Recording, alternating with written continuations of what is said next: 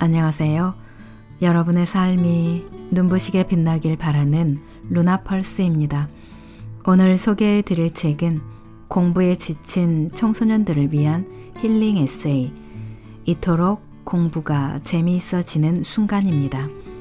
지은이는 박성혁, 펴낸 곳은 다산북스입니다. 제 주변에 청소년 자녀를 둔 부모들 중 공부에 자극이 되는 책을 추천해 달라는 사람들이 많았습니다. 그래서 고른 책입니다. 저도 구입해 읽고 이 책에 푹 빠졌는데요. 청소년뿐만 아니라 어른인 우리가 읽어도 무척 도움이 될 만한 내용들이 많았습니다. 이 책은 대한민국 최고 수재들의 집합소 민족사관 고등학교 학생들이 이 책 한 권을 다룰 때까지 반복해서 읽었다고 해서 화제가 된 책이기도 합니다. 저자인 박성혁님은 서울대 법대, 연세대 경영대, 동신대 한의대 등 동시 합격자였다고 하고요. 공부를 대하는 마음가짐에 대해서는 그 누구보다도 할 말이 많은 사람이라고 합니다. 사방이 논밭과 바다로 둘러싸인 전라남도 한평 시골 마을에서 자랐고요. 농사철에는 동네 어르신들의 뽕짝 소리에 시달리고 여름에는 팔다리에 들러붙는 벌레와 사투를 벌이는 등 도무지 공부할 환경이 주어지지 않았다고 합니다. 설상가상으로 중학교 시절을 온갖 잉여짓으로 날려버린 탓에 초등학생용 문제집을 사서 푸는 굴욕을 맛보았고요. 그 덕에 눈물 콧물 한 바가지를 쏟아내며 치열하게 공부에 매달렸다고 합니다.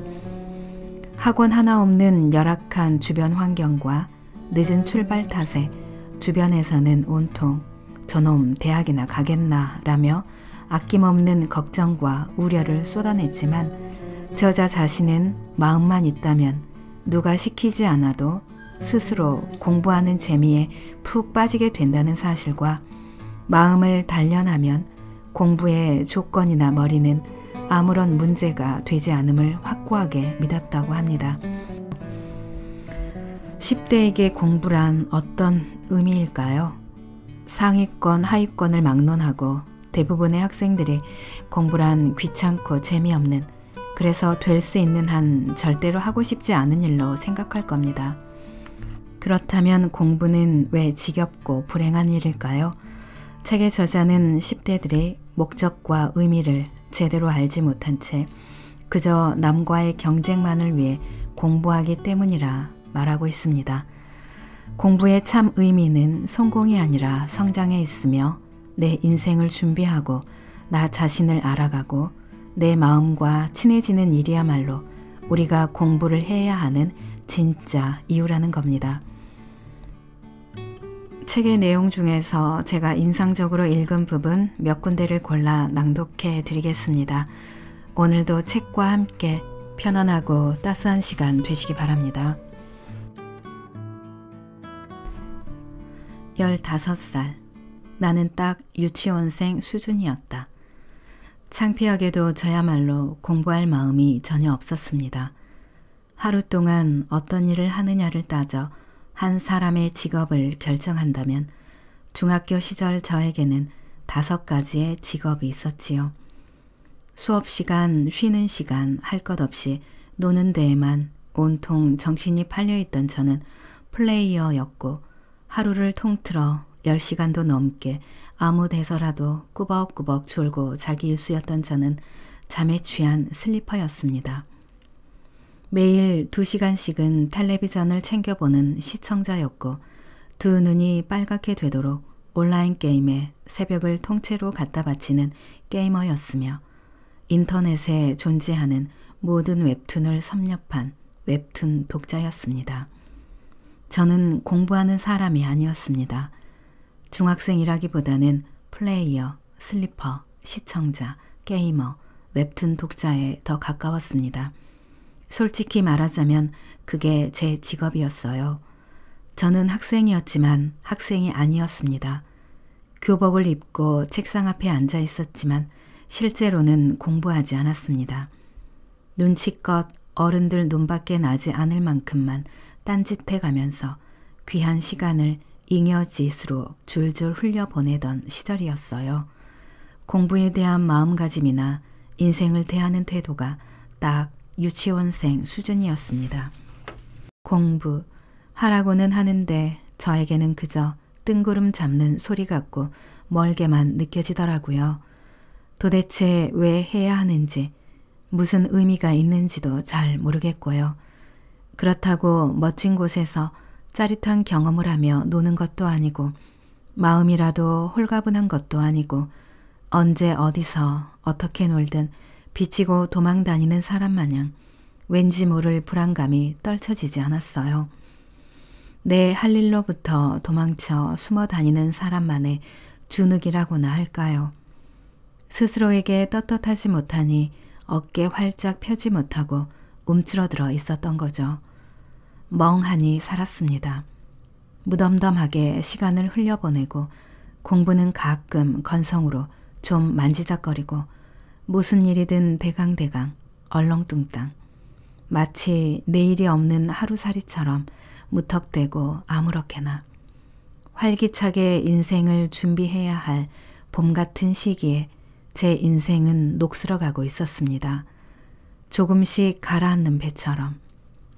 수업 시간에도 자습 시간에도 몸은 교실에 있었지만 그것은 빈 껍데기뿐이었고 마음은 교실에 없었습니다. 저는 축구 경기를 구경하는 관중처럼 교실 맨 뒷자리에 앉아 넋놓고 친구들을 구경했습니다. 땀을 뻘뻘 흘리며 그라운드를 누벼야 할 선수였던 저는 축구화를 집어 던진 채 관중석에 멍하니 앉아 있었습니다. 저는 축구장에 나와는 있지만 구경만 할 뿐 경기를 뛰지 않는 선수였습니다. 허공에 흩뿌려지는 선생님 목소리와 알겠다는 듯 끄덕이는 친구들의 고개, 갑자기 다 같이 책장 넘기는 소리, 깔깔대는 웃음소리, 사각사각 연필 소리, 느닷없이 감사합니다 하는 합창과 함께 스피커에서 울려 퍼지는 종소리. 저는 어쩌다 중학교 교실에 구경 나온 유치원생이었습니다. 머리가 쩍 갈라지는 것 같은 충격. 공부할 마음이 전혀 없던 저에게 우리 학교는 천국이었습니다. 한 학년이라고 해봐야 20명 남짓의 작은 시골 중학교였죠. 중간고사, 기말고사 전날이면 선생님들은 어김없이 다음날 볼 시험 문제를 미리 복사해 나눠주셨습니다. 친절하게 답까지 다 달아서 주셨죠. 하도 공부를 안 하니까 이렇게라도 하면 공부 좀 하겠지 싶어 그러셨던 것 같은데요. 뛰는 선생님 위에 나는 우리들이었습니다. 1번 문제에 3번, 2번 문제에 5번 하는 식으로 답만 달달 외우는 편법을 꼬박꼬박 동원했으니까요. 과목이 달라져도 그 수법은 똑같았습니다. 내일 볼 시험지라고 받아왔어도 국어 지문, 영어 지문 같은 건 읽어보지도 않았어요. 빨간 색연필로 답만 큼지막하게 써놓고 콕콕 집어 외웠습니다. 그런데도 성적은 다 같이 100점을 맞는 게 아니라 제각각이었어요. 저를 포함한 대다수는 그것조차도 제대로 들여다보지 않았으니까요. 하루는 성적표를 나눠주시던 담임선생님이 한숨을 푹 쉬시고는 학교 끝나고 하루에 1시간이라도 남아서 공부할 사람이 있으면 손 들어보라고 하셨는데요. 손드는 사람이 아무도 없었습니다. 그래도 수업 시간만큼은 공부하는 친구들이 몇몇 있었는데 저는 그마저도 아니었어요. 저는 그저 하기 싫은 공부 안 해도 되는 우리 학교가 천국인 줄로만 알았습니다. 무뎌질 대로 무뎌졌던 거죠. 저는 천국 같은 학교에서 온갖 잉여짓 해가며 적당히 그럭저럭 지내고 있었어요. 딱히 무척 즐겁지도 그렇다고 몹시 지루하지도 않은 하루하루. 그런데 15살 가을 무렵부터 벼랑간 마음 한구석에 이거 아닌데 하는 돌연변이 마음이 싹트기 시작했습니다. 마치 빨갛게 불이 들어오면서 사이렌이 요란하게 울려대는 것처럼 마음이 위험 경보를 알려왔다고나 할까요? 어쩌면 남들 다 겪는 사춘기였을 수도, 아니면 약도 없다는 중2병이었을지도요. 어쨌거나 중요한 건 내 마음이 나 여기에 있어, 나 좀 돌봐줘 하는 신호를 보내왔다는 거였어요. 이전까지 무엇이든 깊고 진지하게 생각해 본 적 없던 저로서는 마음에서 들려온 소리 앞에서 당황스럽고 묘한 기분에 휩싸일 수밖에 없었습니다. 처음에는 몸에 힘이 좀 빠지면서 노는 것도 맨날 똑같고 그렇다고 할 일이 있는 것도 아니고 좀 지겹네 하는 마음에 잉여짓하는 재미가 시들해지는 가벼운 수준이었습니다. 감기에 걸린 것처럼 말이죠. 며칠 이러다 말겠지 싶었습니다. 그런데 그렇지가 않더라고요. 며칠이 지나고 또 며칠이 지나도 차츰차츰 마음에 더 강력한 고민들만 깃드는 거예요. 하루는 휴, 나중에 나는 뭐하고 사냐? 초등학생 땐 뭐든지 다 될 수 있을 것만 같았는데 하는 뒤늦은 후회가 밀물처럼 밀려드는가 하면 다음 날에는 내 인생도 뭐 별거 없겠구나 하는 절망감이, 그 다음 날은 그건 싫은데 내 인생 별거 없으면 안 되는데 하는 반발심이 번갈아 들락날락거리는 시기였어요. 빙하처럼 꽁꽁 얼어붙은 줄로만 알았던 제 마음에 조금씩 금이 가더니 쩍쩍 소리를 내면서 갈라지기 시작했습니다. 그러다가 돌연변이 마음이 그런데 난 지금 뭐하고 있는 거지에 멈추던 날 느닷없이 머릿속이 캄캄해지더니 조금씩 금가던 마음이 쩌렁쩌렁한 왓찍은 소리와 함께 가루가 되어 와르르 부서졌습니다. 망치로 땅 얻어맞은 것처럼 눈물이 핑 돌았고 온몸에 힘이 모조리 빠져나간 것처럼 허무하고 답답하고 도망치고 싶었습니다. 아무리 머릿속을 비워보려 해도 돌연변이 마음을 지워내려 해도 오히려 그럴수록 가루가 된 마음속은 더욱더 한 가지 생각만으로 가득 채워졌습니다. 난 지금 뭐하고 있는 거지? 태어나 처음으로 머리가 터질 듯 진지하게 고민했습니다. 괜히 속도 더부룩해서 밥도 별로 맛없는 것 같고 밤에 누우면 잠도 잘 안 왔어요. 전에는 한 귀로 듣고 한 귀로 흘려버리던 이러쿵 저러쿵 공부하란 잔소리가 가슴을 깊숙이 찔러 온종일 귓가에 맴돌았고 아무렇게나 널브러져 있는 제 모습이 자꾸만 머릿속에서 떨쳐지질 않았습니다. 저는 5살 때나 10살 때나 15살인 지금이나 하는 짓이 거기서 거기였지만 그러는 동안 다른 사람들은 조금씩 발전해 왔기 때문에 결과적으로 제가 제 자리에 머물러 있는 게 아니라 조금씩 뒤로 떠밀려 가고 있던 거였습니다. 그걸 정작 저 혼자만 눈치채지 못한 거였고요. 하지만 억울할 것도 없는 것이 저는 살면서 한 번도 무언가를 열심히 해본 적이 없었습니다. 단 한 번도 내 인생에 대해 진지하게 고민해 본 적이 없었습니다. 스스로가 마음에 들지 않았지만 그렇다고 뭘 바꿔보겠다고 결심한 적도 없었습니다. 그러니 속수무책으로 떠밀려가고 있었던 겁니다. 일주일 내내 끙끙대며 고민하다가 한 번은 학교 쉬는 시간에 머리도 식힐 겸 세수를 하려고 거울 앞에 섰는데 거울 속에 비친 제 모습이 한심스럽기 짝이 없기도 하고 좀 비참한 기분도 들더라고요. 그런데 불쑥 뜬금없이 나는 평생 얘를 데리고 살겠구나 하는 생각이 솟아올랐습니다. 정말 맞는 말이었죠. 하지만 싫더라고요. 얘랑 사는 것. 얘 말고 다른 멀쩡한 애를 데리고 살 순 없을까 싶을 만큼요. 머리가 쩍 갈라지는 것 같은 충격이었습니다. 도저히 못 믿겠더라고요.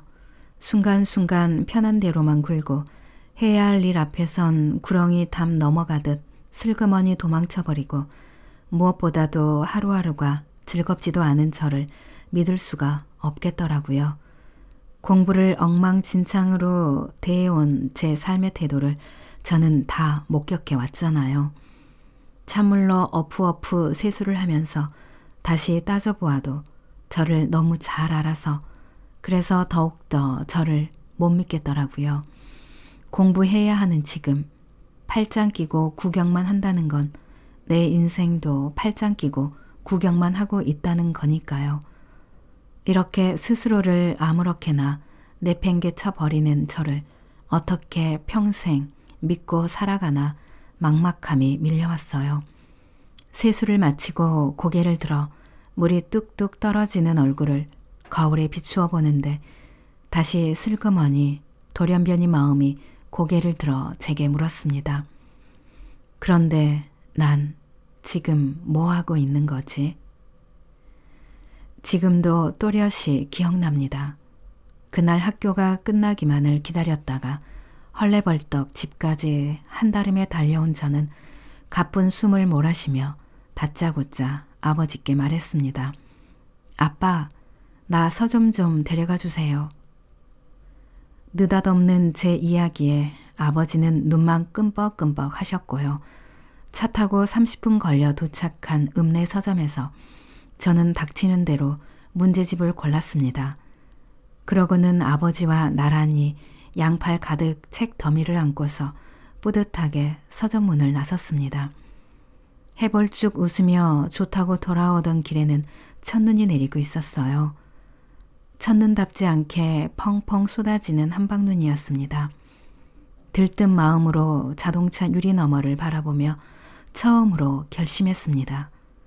내가 나를 좀 믿게 해줘 보자. 내 인생은 오직 한 번뿐이기 때문에 나는 내 의지대로 된다. 쇼펜하우어. 공부할 마음이 별로 없다고요? 해도 안 되는 공부에 진저리가 난다고요? 그렇다면 하던 공부를 잠시 멈추고 먼저 내 인생에 대한 고민부터 골똘히 해보는 건 어떨까요? 공부할 마음이 있느냐 없느냐의 차이는 내 인생을 놓고 치열하게 고민해 봤느냐 안 해봤느냐에서 비롯되거든요.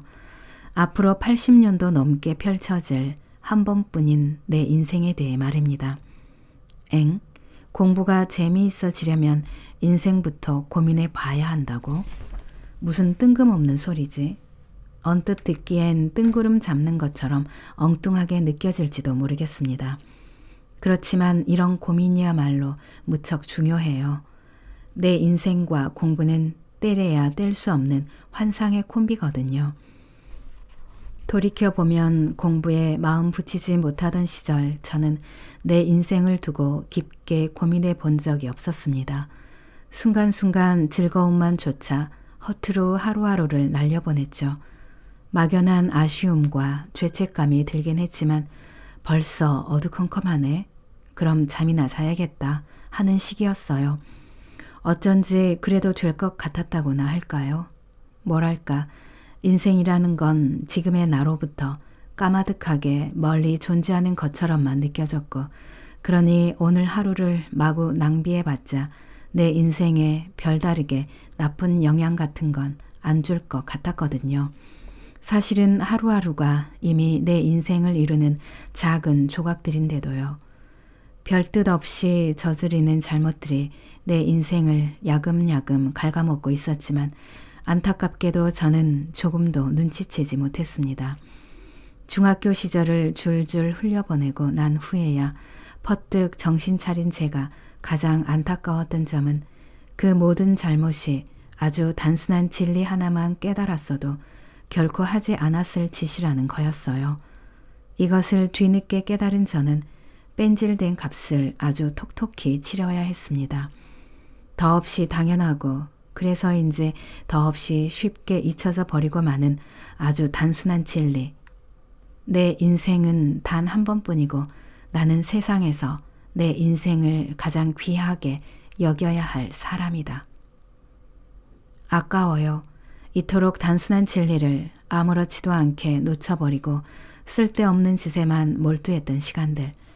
귀하게 써서 내 인생이라는 그림을 한 뼘씩 채워야 했어요. 내 인생 귀하다는 걸 잊지 말아야 했습니다.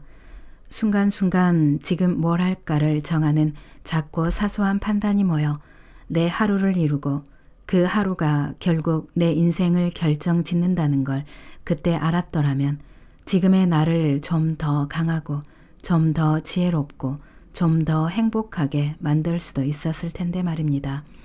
저는 내 인생을 하찮게 여겼고 나를 그다지 사랑하지도 않았고 나에게 거는 기대도 별로 없었어요. 내가 돌보아주지 않으면 내 인생은 녹슬고 곪을 수밖에 없다는 것을 알지 못했던 저는 어리석고 멍청했습니다. 결코 끝이 나지 않을 바퀴를 굴리는 햄스터처럼 저는 옴짝달싹 못하고 하던 짓만 되풀이하고 있었습니다. 내 인생을 귀하게 여기지 않았던 저는 아무렇지도 않게 스스로를 놓아버렸고 그러다 보니 차츰차츰 더 나빠질 수밖에 없었어요. 그럴수록 나빠지는 제 모습에 실망한 저는 더욱더 인생을 귀하지 않게 여겼던 겁니다. 결국 내 인생이 엎질러진 물이라고 자포자기해 버렸고요. 그러나 한 번뿐인 내 인생은 무척 귀해요. 나에게 이 기회는 절대로 두 번 주어지지 않거든요. 껐다가 다시 켤 수도, 되감을 수도, 멈출 수도 없이 오직 딱 한 번. 우리는 인생을 딱 한 번 살아볼 수 있습니다. 주눅들지 말고 머뭇거리지 말고 멋지게 한번 힘껏 내달려 볼 필요가 있어요. 나를 놓아버리고 내팽개쳐두면 안 되는 겁니다. 내 인생에게 미안하잖아요. 몇 년 후 혹은 삶의 끄트머리에 가서 뉘우친들 그렇다고 다시 시작할 수 없는 게 인생이니까요. 내 인생을 귀하게 여겨주세요.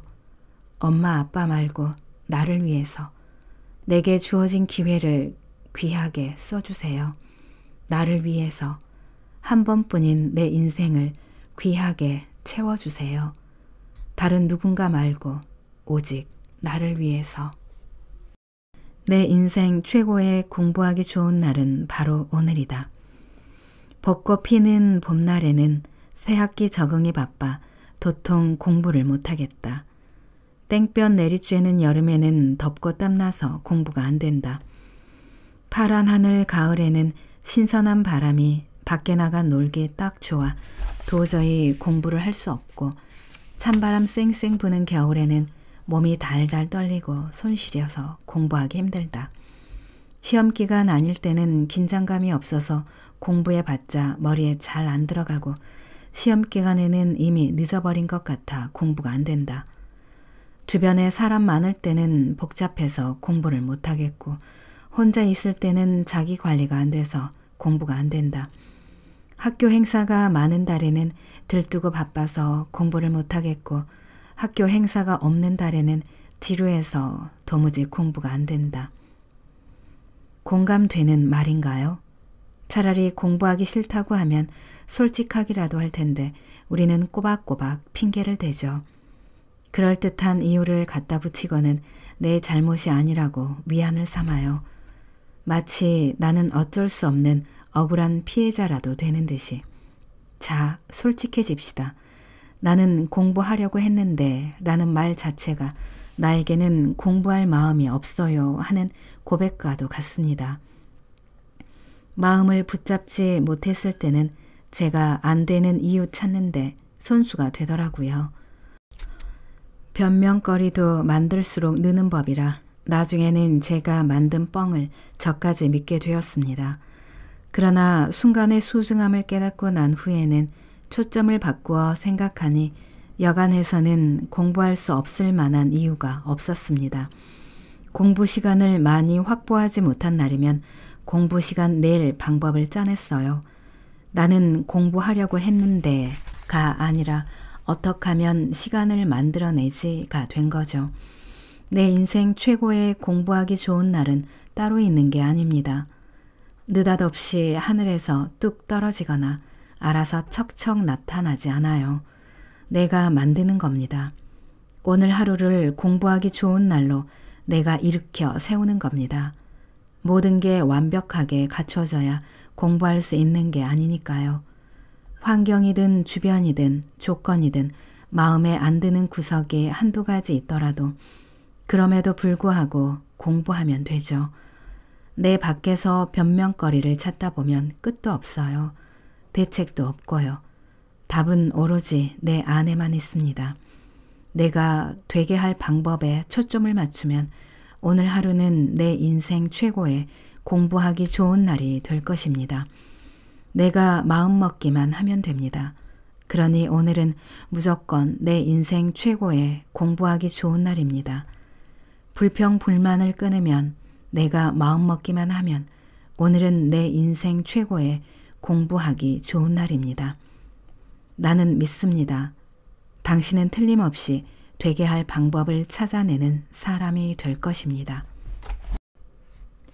공부할 마음 있는 놈들의 7가지 습관. 1. 수직으로 꼿꼿하게 앉는다. 공부할 마음이 있는 친구들은 앉는 자세부터가 달랐습니다. 자로 잰 듯 꼿꼿하게 앉아서 꼼짝도 하지 않고 한참 동안 집중했어요. 바라보는 사람마저 감탄과 감동에 휩싸일 지경이었죠. 방 안에는 팽팽한 긴장감이 흐르는데 싸늘할 정도였어요. 몇몇은 지금도 잊히지가 않아요. 반대로 공부할 마음 없는 친구들은 똑바로 앉지를 않았습니다. 저러다가 허리에 병 나겠다 싶은 구부정한 자세를 하고서는 의자 끝에 걸터 앉거나 다리를 꼬고 앉아요. 앉을 때부터 벌써 엎드려 잠들기 직전 자세로 앉기도 하더라고요. 불편한 자세 탓인지 자주 엉덩이를 들썩거렸고 긴장감이 없어서인지 꾸벅꾸벅 조느라 바빴어요. 공부는 하는 둥 마는 둥 대충 시간만 때우는 친구들이 많았죠. 그러면서도 공부가 잘 안 된다고 투덜댔고 스트레스도 만만치 않아 보이더라고요. 턱받치고 다리 덜덜 떨면서 삐딱하게 앉아 무슨 공부가 되겠습니까?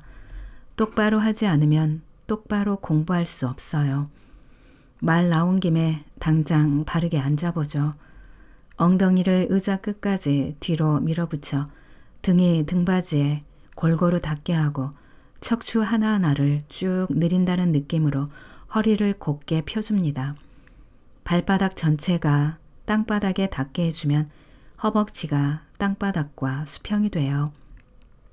이렇게 한 후에 머리는 하늘 높이 올라가게 하고 발은 땅속 깊이 내려가 뿌리를 박으려는 듯한 느낌으로, 그러니까 마치 고무줄을 팽팽하게 잡아당기듯 자세를 가다듬습니다.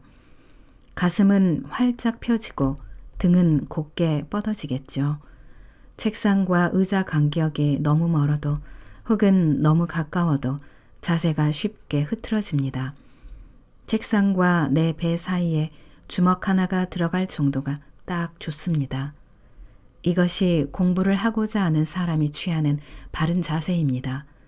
오랫동안 앉아 있을 때는 틈틈이 자세를 다시 고쳐 앉아야 등이 꼿꼿하게 수직으로 펴진 상태를 유지할 수 있습니다. 경희대학교 의과대학에서 자세가 나쁘면 공부를 못할 수밖에 없다는 걸 과학적으로 증명하기도 했습니다. 바르지 않은 자세로 앉은 사람의 혈액속을 들여다보았더니 젖산을 비롯한 각종 피로물질이 마구 쏟아져 나왔거든요. 오랫동안 진득하게 앉아있을 수 없게 만드는 겁니다. 뇌파도 뒤죽박죽이 되고요. 한 논문에 따르면 삐뚤어진 자세로 앉으면 뇌로 들어갈 산소 공급이 엉망진창이 되어 집중력 뇌파인 알파파와 세타파가 뿜어져 나오질 않는다고 합니다. 앉아는 있다 하더라도 효율은 바닥으로 곤두박질치고 말겠죠. 공부하려고 앉기만 하면 나도 모르게 머릿속이 멍해지는 현상의 범위는 컨디션이 아니라 자세였던 겁니다. 습관 2. 한 번에 한 가지 일에만 몰입한다. 하다못해 공식에 숫자를 넣고 돌리기만 하면 되는 단순한 수학 문제 하나를 풀더라도 귀에 꽂은 이어폰은 회방꾼 노릇을 톡톡히 합니다. 노래 들으랴 공식 떠올리랴 바빠 죽겠는데 손으로는 문제까지 풀어야 하니 정신이 하나도 없게 돼요. 신경이 반으로 쪼개져 실수를 하더라도 눈치채지 못하고 문제를 통해 깨달음을 얻을 수도 없어요. 졸릴 때 음악 들으면서 공부하면 더 잘 된다. 옆에서 부스럭대는 소리가 거슬려 어쩔 수 없다. 기분 좋게 공부하고 싶다라는 등 저도 갖은 핑계를 대가면서 이어폰을 귀에 꽂고 공부했었지만 그렇다고 진실이 변하는 건 아니더라고요. 음악 틀어놓고 공부를 하면 반드시 집중력에 방해를 받습니다. 미국의 컨설턴트 제럴드 와인버그는 이에 대해 명쾌한 해답을 내놓았습니다. 두 가지 일을 동시에 하면 효율이 20%뚝 떨어지고 세 가지 일을 동시에 하면 무려 50%가 더 떨어진다는 겁니다. 연구를 해보니 멀티태스킹은 필연적으로 에너지를 더 소모하게 되어 있는데 그러다 보니 능률과 효율을 싹둑 잘라 먹을 수밖에 없었습니다. 오밀조밀 공부 계획을 꾸려나가는 내 입장에서 20%는 치명타가 될 수밖에 없어요. 그러나 이어폰 꽂고 하는 공부의 진짜 문제점은 따로 있습니다. 공부를 제대로 마주하고 맛보고 재미 붙일 기회를 빼앗아 간다는 점이에요. 이게 훨씬 더 나쁩니다. 값비싼 바닷가재로 요리를 한답시고 자극적인 양념과 향신료만 잔뜩 들이부으면 정작 바닷가재 맛은 하나도 즐길 수 없듯이 공부하는 시간에 음악이라는 양념을 마구 뿌려대면 공부 자체에 맛들을 기회를 영영 놓치게 됩니다. 그래서 억지로라도 꾸역꾸역 앉아있으려면 이어폰이라도 귀에 꽂아줘야 하는 일에 머무르고 마는 거죠. 내가 공부 맛을 느껴볼 기회를 빼앗지 말아야 합니다. 맛집으로 소문난 식당에 괜히 텔레비전이 없는 게 아닙니다. 딴 데 한눈 팔지 말고 음식 맛에만 집중하라는 뜻이죠. 내 손으로 귓속 깊숙이 회방꾼을 불러들이는 어리석음을 이제 멈추는 게 어떨까요? 우선 3주 동안만 그만둬 보세요. 나쁜 습관을 끊는데도 21일 법칙은 놀라운 힘을 발휘합니다. 습관 3. 겉모양이 아닌 알맹이에 집중한다. 한눈에 쏙 들어오도록 일목요연하게 정리해 놓은 노트들을 책상 가득 펼쳐놓습니다. 밑줄 긋고 동그라미 쳐가면서 복습하다 보면 벼랑간 공부한 내용이 머릿속으로 스스로 녹아드는 기적을 맛보게 돼요. 배울 땐 아리송해서 고개를 갸웃거리던 내용이었는데도 말이죠. 당장은 모르겠지만 나중에 확실하게 알아두어야겠다는 각오를 노트 정리로 야무지게 해놓은 덕분입니다. 이것이 바로 노트 정리의 목적이에요. 그러나 노트 정리가 본래 목적에서 어긋나 버리면 문제점이 속출합니다. 공부를 돕는 노트 정리는커녕 공부의 발목을 잡는 노트 정리가 되고 마는 거죠. 노트 정리는 너무 꼼꼼해도 혹은 너무 엉성해도 탈이 나거든요. 혹시 내 노트 정리가 둘 중 하나의 유형에 속하지는 않는지 자세하게 체크해가며 살펴보시길 바랍니다. 해서 아래에 노트 정리 유형이 나와 있으니까요. 여러분이 꼭 읽어보세요. 습관 4. VIP석은 뺏어서라도 차지한다. 관객이라면 누구나 가수가 조금이라도 더 잘 보이는 곳에 앉고 싶어 합니다. 무대에서 가까운 자리, 콘서트에 몰입하기 좋은 자리에 서로 앉으려고 하죠. 그러다 보니 콘서트장에서는 좌석마다 값을 다르게 매깁니다. 특히 무대 바로 앞 정중앙 VIP석은 티켓값이 수십만 원을 훌쩍 넘기도 합니다. R석, S석, A석, B석 순으로 갈수록 값이 싸지지만 저렴한 자리일수록 무대가 잘 안 보이고 노래가 잘 안 들려서 공연에 몰입하기 어렵습니다. 사정이 그렇다 보니 웬만한 콘서트라면 비싼 좌석 순으로 먼저 매진되는 경우가 허다합니다. 사각지대라고 할 수 있는 B석에는 뒤늦게 표를 구매한 관객들이 속상해하며 앉는 때가 많아요. 간혹 같은 값에 선착순으로 입장하는 콘서트라도 열리면 열성 팬들은 2, 3일 전부터 콘서트장 주변에서 노숙을 하는 생고생을 감수해가며 기필코 맨 앞자리, 즉 VIP석을 차지하고야 맙니다. 내가 좋아하는 콘서트를 조금이라도 더 잘 보고 잘 듣고 잘 느끼고 싶어서입니다. 교실 자리 또한 콘서트장과 마찬가지로 잘 보이고 잘 들리고 잘 느낄 수 있을수록 좋은 자리예요. 보다시피 교실에도 엄연히 VIP석이 존재합니다. 교탁 앞 두 번째 줄 중앙 자리입니다. 여기에 앉으면 내가 선생님을 잘 볼 수 있을 뿐더러 선생님도 나를 잘 볼 수 있어요. 수업 내용도 잘 들리고 칠판이나 스크린의 글씨도 잘 익혀요. 수업에 풍덩 빠져 마음껏 몰입하기 딱 좋은 자리입니다. 그야말로 교실 내 최고의 명당이죠. 게다가 교실 VIP석은 돈을 더 낼 필요도 없고 밤새워 줄 설 필요도 없습니다. 씁쓸한 이야기지만 대다수 친구들이 교실의 VIP석은 서로 안 앉으려고 눈치를 보기 때문입니다. 졸거나 딴짓하기 부담스러운 자리인지라 좀처럼 앉지 않으려고 해요. 오히려 B석 같은 사각지대만 인기 폭발입니다. 콘서트장에서 B석에 앉으라고 하면 속상해 할 거면서 교실에서는 후진 자리에 앉게 될수록 흐뭇해해요. 공부하려는 마음이 없으니까요.